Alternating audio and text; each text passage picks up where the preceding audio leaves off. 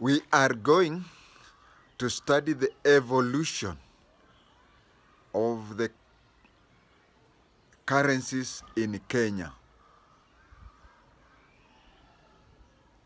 from the beginning up to today. Previously, what we now call as Kenya, people used to trade in barter. We used to trade in barter. For those of us who were there before 844, you remember the silent trade, which used to happen in West Africa, Shangazi huko Mali country. I want, for the sake of our younger Kenyans, that trade used to be very funny. You know, the 763 system, education was wider. For example, in agriculture, we learned of irrigation in what today is called South Sudan. We also learned about alfalfa grass in Russia and steppe grass in Australia. But today, I want to take it as a joke and tell you about how we learned about silent trade in those areas that today is Mali country, old Mali. It used to be like this. It used to be called silent trade. You would take there your things. Suppose you want to buy bananas. You go to an open field, place there so many gorogoros of maize, and then go somewhere, hide and look at your maize. Somebody will come with a bunch of banana. He will look at your maize and decide that he wants to sell you that bunch of banana. He will place there that bunch of banana. Then go to the other side of the hill, stand there, watch that. You will come. When you see that the bunch of banana is less than your gorogoros of maize, utatoa gorogoro moja au mbili, then go back with it. Unaacha, let's say, 8 gorogoros. Then he will come back, not happy with that, na ataondoa ndizi kadhaa wa kadhaa. Then since you want the whole bunch of, utakuja tena baadaye uongeze agorogoro, ya ongeze ndizi, until you reach such an equilibrium that you both agree. You do not talk to each other. Once you reach there, you compare your gorogoros of maize with this bunch of banana, and you are satisfied that they are equivalent to each other. Then you don't touch your gorogoro of maize, you take his bunch of banana and go. And then he will come and take your mahindi. That was what was used to happen in the Sahara area, that was called silent trade. Silent barter trade. But in Kenya and other places, you would go and meet that person. You do the addition and subtraction while you are talking. And as you are doing so, you come to an agreement and change. And that is what Luos called sumo. Sumo. S-U-M-O. And the place where they were doing sumo later became a city called Kisumo. Now you know how Kisumu got its name. But when the British came, we were in a country that was called British East Africa, we started using currencies that they came with. And the currencies they came with was from India.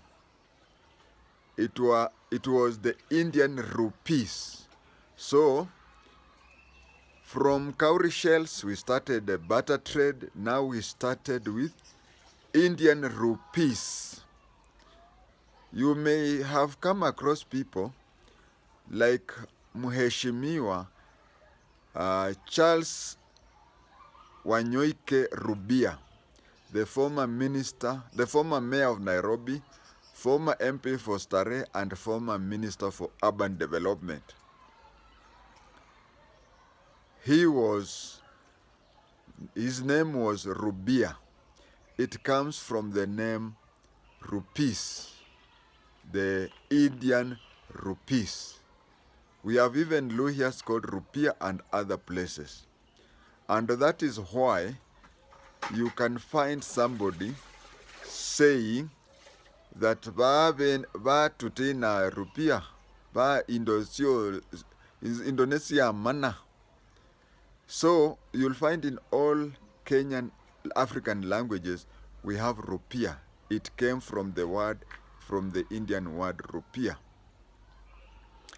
In 1940s,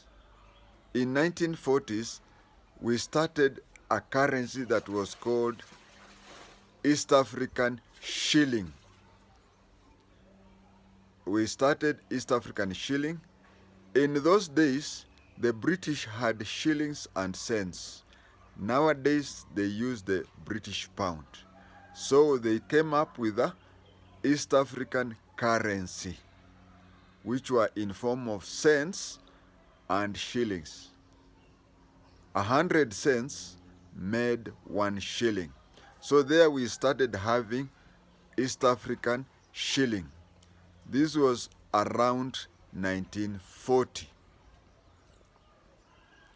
When the East African countries attained independence, we continued using the East African shilling, which was being under the East African Currency Board. So we continue producing East African shilling even after independence. But the East African shilling collapsed. I call it collapsed because we never sat down and decided that we part ways. No. Each country started its own currency, and Kenya started the Kenya shilling. But if we go back a bit, you'll find that when we started the East African shilling from rupee, it was found that the East African shilling, 2 rupees made 1 East Africa shilling. That is why people older than me, somebody in the 80s, when he tells you to give him 100 rupees, even today, don't give him or her 100 shillings. Give him or her 200 shillings. Because 2 rupees made 1 shilling.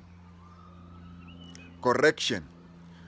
2 Kenyan shillings or 2 East African shillings made 1 rupee.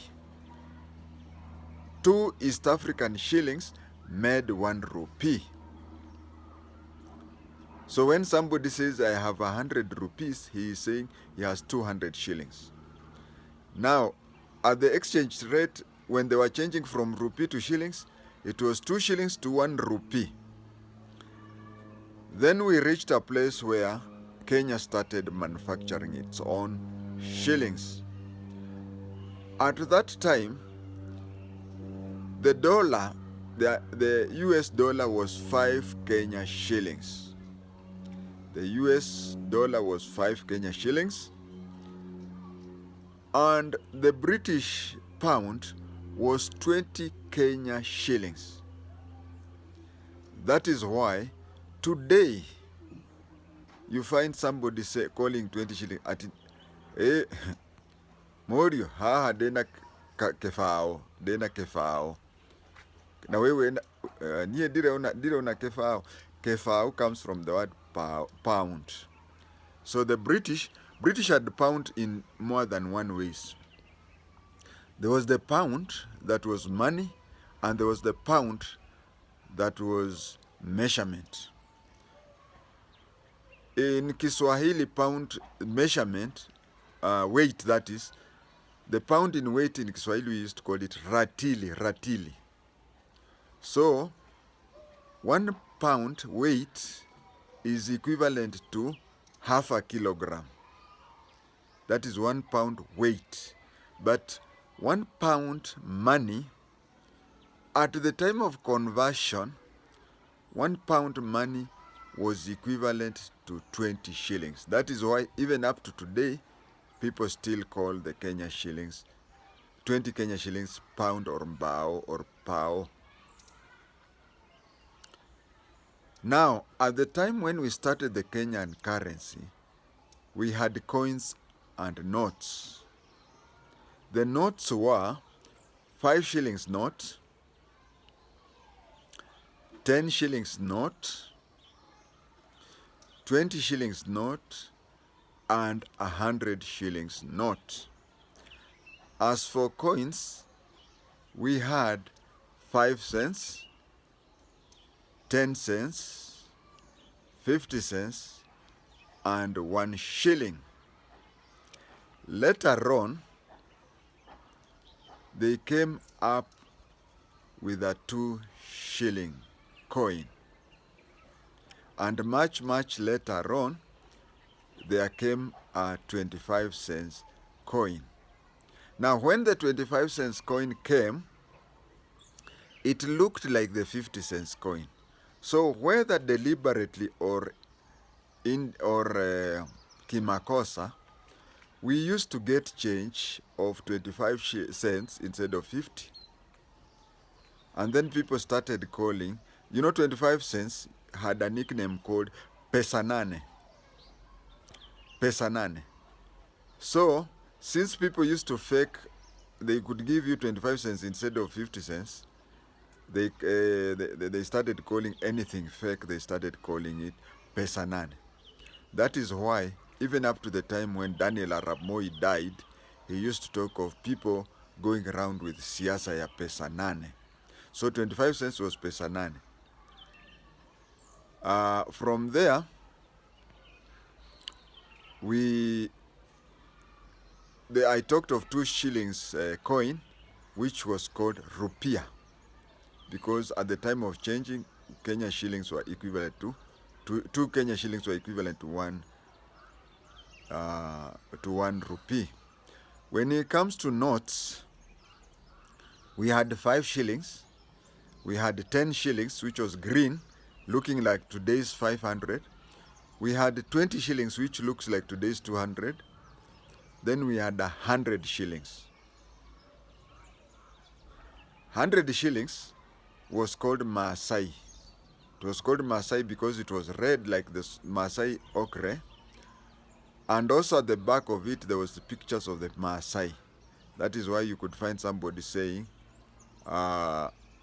nitakuuzia Maasai mbili au Maasai tatu. Later on, when Moi came to power in 1978, 1979, he introduced 50 shillings note. Then later on, he introduced 200 shillings note. And during the 1992 general election, around that time, he introduced 500 shillings note. And when he introduced 500 shillings note, that was the highest amount. That is the time when Jirongo came up with his YK92, and they started distributing money using 500 shillings, and that is when people started calling that currency Jirongo. It was a legal tender and it is still a legal tender. There were unfounded rumors, because I did economics in Form 6, there are unfounded rumors that that money was meant for just buying things at ever. Somebody went to a bank with a lot of it and tried to bank it and was told, no, hii ni pesa ya kugawa. But the truth of the matter is, money is just a piece of paper. The buyer and the seller has got to have that is why it is called a legal tender. It is that you can, even your mouth can be a legal tender. Going to a shop and saying, nisikopesha sukari ya 30 bob, nitakulipa baadaye. That mouth already is a legal tender. When you get the money, you'll go and pay that. So, a businessman or a farmer gives you his goods for a piece of paper. Then that paper he goes and does whatever he wants with it. That is why it's called a legal tender. And that is sometimes later they came and introduced 1,000 shillings, I can't recall when. And that, viewers, is the evolution of our money from the silent trade to Sumo, which gave us a city of Kisumu, to money trade. And now we have even cashless transaction of ATM and even M-Pesa. Thank you.